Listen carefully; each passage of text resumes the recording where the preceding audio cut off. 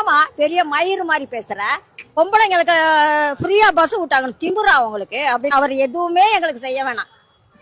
பணம் ஃப்ரீயா 1000 ரூபாய் கொடுக்கறதும் வேண்டாம், பஸ் ஃப்ரீயாவும் வேணாம். இந்த மது கடையவே மூடணும். ராஜகம் இப்ப ரொம்ப நடக்குது. அப்புறம் எதுக்கு நீங்க முதலமைச்சர்னு இருக்கீங்க? இன்னைக்கு பாரு, தமிழ்நாடு பூரா இந்திக்காரன் தான் வந்து குடும்பம் நடத்துறான். தமிழனுக்கு வேலை கிடையாது. காரணம் என்ன? நீ போன ஒரு மாசம் வெளிநாட்டுல இருந்துட்டு வந்துடும் பார்ப்போம். அந்த நாட்டுல இருந்துட்டு வந்துடு. அவன் கரெக்டா இருக்கிறான், அவன் கரெக்டா ஆட்சி நடத்துறான், நீ கரெக்டா நடக்கல. இப்ப ஒண்ணு இல்லைங்க தம்பி, நான் இது ஐயப்பன் கோயிலுக்கு போனேன்.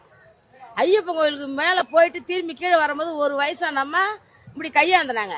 அதை ஒருத்தர் நின்று அந்த அம்மாவை கீழே கடியோட இட்டுன்னு வந்து கண்ட்ரோல் ரூம்ல விட்டு, உனக்கு என்ன தேவையோ அதை கொடு, சாப்பாடு வேணுமா, வேலை வேணுமா, துணிமணி வேணுமா, பஸ் காய்ச்சி வேணுமா, அதை கொடுத்து அவங்க எந்த இடத்துக்கு போகணும்னு அனுப்புனாங்க.